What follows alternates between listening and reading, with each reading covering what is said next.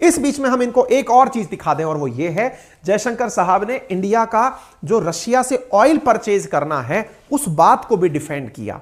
अब देखिए, जहां आप जाओगे भारत से संबंधित 2-3 प्रश्न कॉमन है जो पूछे जाएंगे, जैसे आतंक या पाकिस्तान के मसले पर, ये कॉमन प्रश्न है और आंसर इनका वन लाइनर तैयार होना चाहिए कि भाई यही आंसर देके आना, और इंडिया बहुत अच्छे से प्रेजेंट कर रहा है। दूसरा, रशिया का ऑयल आप खरीदते हो, यह प्रश्न यूनिवर्सल हो चुका है, 10 बार तो मैं सुना चुका हूं आप लोगों को कि दुनिया वाले हमसे क्या पूछते हैं।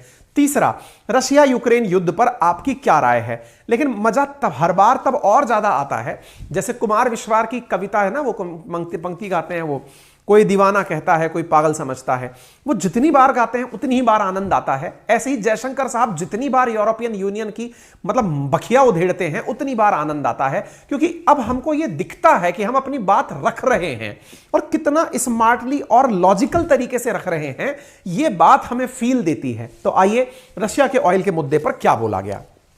इंडिया ने इनको आईना दिखाते हुए इस बार एक नया फिगर दे दिया। इन्होंने कहा, देखिए पहले तो यह चीज जान लो कि जब तक बात हो तेल खरीदने की, तो रशिया से कई टाइम्स यानी कई गुना ज्यादा तेल यूरोप खरीदता है रूस के साथ। इसमें तो कोई भी इफ एंड बट नहीं है। हां, आपको लगता है हमने तेल खरीदा, तो जनाब जवाब यह है कि आपके देश के प्रति व्यक्ति की आय 60,000 यूरो सालाना है और मेरे देश के प्रति व्यक्ति की औसत आय $2,000 सालाना है।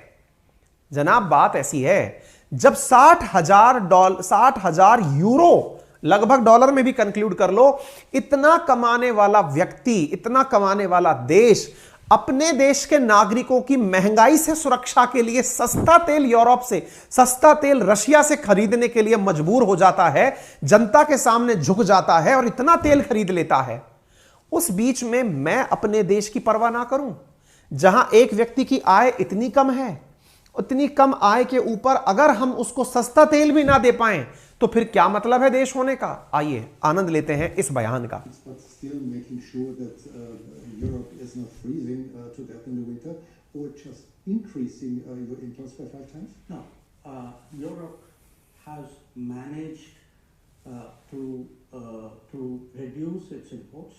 while doing it in a manner in which it is comfortable for Europe. देखो क्या बात बोली गई, यूरोप तेल को खरीदने में, मैनेज करने में कामयाब हुआ। कैसे कि उन्होंने उस तरीके से या उतना ही खरीदा जितना कि वो मैनेज कर सकते थे। बोले मतलब, बोले आप लोग पैसे वाले हैं, आप तेल की कमी मैनेज कर पा रहे हैं, वहीं आप मिडिल ईस्ट पहुंच करके तेल खरीदने पहुंच जाते हैं।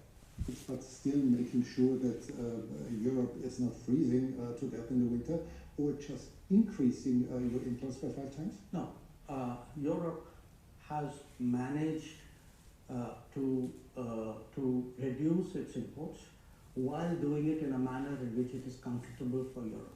Comfortable. It's manageable. Now, if at 60,000 euros or whatever is your per capita income, you are so caring about your population. I have a population at $2,000. I also need energy. I'm not in a position to pay high prices. The price of oil has doubled. So, and what Europe is doing is also moving into the Middle East and diverting production out of the Middle East into Europe and raising prices. So, उसको उसी की भाषा में जवाब दिया क्या कि जब प्राइसेस बढ़ने लगे तो तुम रूस से शिफ्ट होकर मिडिल ईस्ट जा सकते हो, और हमारे प्राइसेस बढ़े तो हम मिडिल ईस्ट से शिफ्ट होकर रशिया नहीं जा सकते। क्या बात कर रहे हो जनाब। आपको पता है कि हम रशिया से खरीदने क्यों गए, क्योंकि मिडिल ईस्ट ने तेल बहुत महंगा कर दिया, लेकिन आपको तेल महंगा हुआ, आप मिडिल ईस्ट चले आए। मतलब हमारा कुत्ता कुत्ता, आपका कुत्ता टॉमी, यानी कि आप अपने हिसाब से बातें करोगे। गजब जवाब था साहब, आगे लेते हैं इनकी बातों को। तो ऐसी स्थिति में यहां पर जो जानकारी है वो दिसंबर 5, 2022 की तथ्यात्मक रूप से है कि ईयू ने इंपोर्ट किया था रशिया से ज्यादा तेल इंडिया के कंपैरिजन में। यह बात 8 महीने तक भी प्रूवन थी कि 8 मंथ तक इस युद्ध के दौरान EU is the biggest oil buyer of Russian oil. यह सारा डेटा अभी तक मार्केट में ऑनलाइन उपलब्ध है। आगे बढ़ते हैं। अब बात आती है रशिया यूक्रेन युद्ध पर आपका क्या स्टैंड है, साथ में आप इनसे वेपन खरीदते हैं, इस पर आपका क्या स्टैंड है। भाई साहब वेपन वाली बात पर तो जो बजाया है भाई साहब यूरोपियन यूनियन की, यहां पर पूछा गया इस ऑस्ट्रिया के एंकर के द्वारा, Russia is the most important supplier of weapons. विदेश मंत्री ने कहा तो anchor, are you reluctant to criticism Moscow, आप इस कारण से मॉस्को का यानी रूस का विरोध नहीं कर पा रहे इस युद्ध में। जयशंकर साहब ने कहा हमारा एक रिश्ता है, relationship built when western democracies used to arm military dictatorship called Pakistan. क्या जवाब है। मैं कह रहा हूं भाई साहब अगर आप कुछ भी सीख सकते हो ना तो बहुत ही शानदार शब्दों के सरल रूप में जवाब देना सीखना।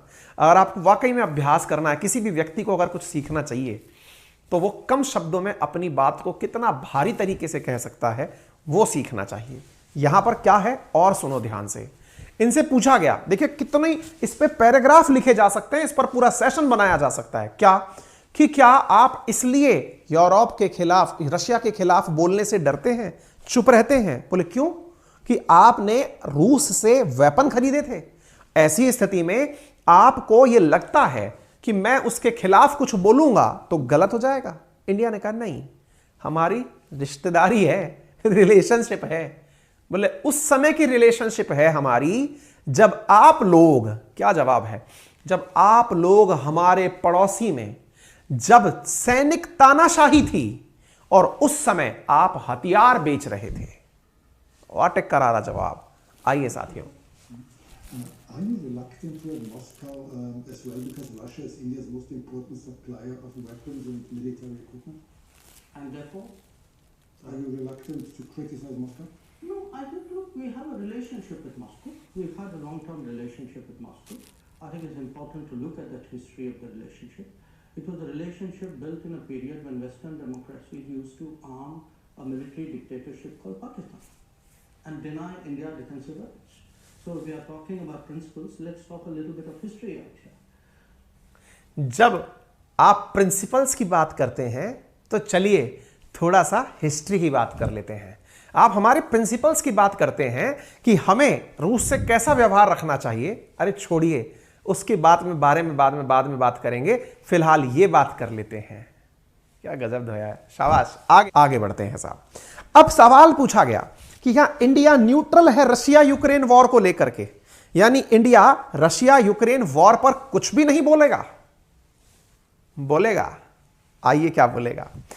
I can give you many, भाई साहब इस बात पर तो जितना मजा लिया गया। पत्रकार बोला इनसे कि आप लोग अभी तक रशिया यूक्रेन वॉर पर कुछ क्यों नहीं बोल रहे हैं, जब रशिया इन्वेड कर रहा है यूक्रेन में, यानी कि आक्रमण कर रहा है यूक्रेन में, आप लोग चुप बैठे हैं।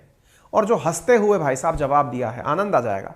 जब बात करी तो जयशंकर साहब बोलते हैं ना, हमने हर बार बोला है, हमारा कंसेप्ट है PDD, piece diplomacy dialogue.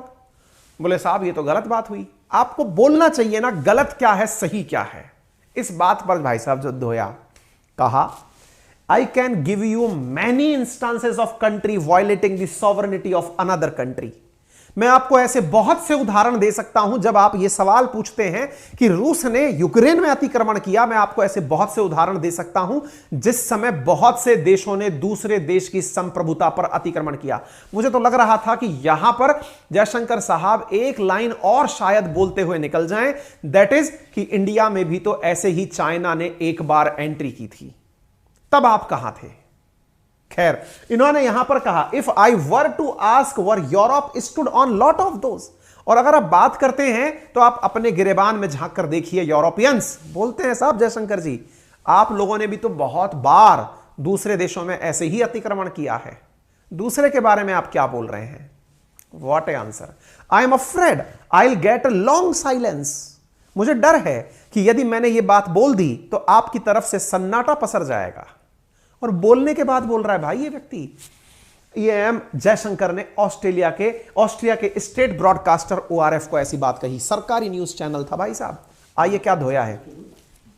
Let's talk about the war in Ukraine. As you are well aware, the whole world notice that India, as a very influential country, has never publicly condemned Russia's assault and invasion into a neighboring country. Why is that so? Can you really be neutral in a war for which obviously one side bears all responsibility?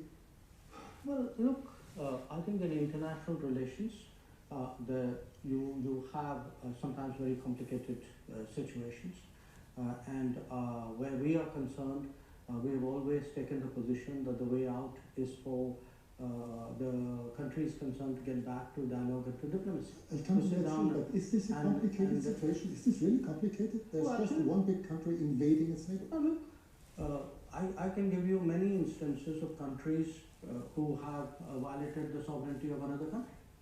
You know, if I were to ask where Europe stood on a lot of those, I'm afraid I'll get a long silence. Yes. So do understand one thing.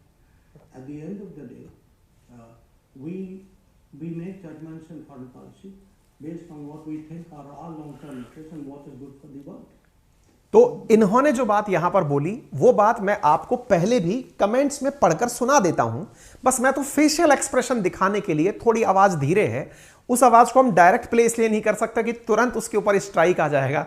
हम इसलिए ये माध्यम अपनाते हैं कि आपको board से सुनाएं तो शायद कॉपीराइट आने में थोड़ा टाइम लग जाए, क्योंकि ये भी अल्टीमेटली किसी का तो कंटेंट ओरिजिनल है ना। हम लोग तो एक तरीके से इस कंटेंट पर चर्चा कर रहे हैं, क्योंकि हम लोग कोई पत्रकार नहीं हैं, ठीक है। तो ऐसी स्थिति में हमने आपके सामने ये बात रखी।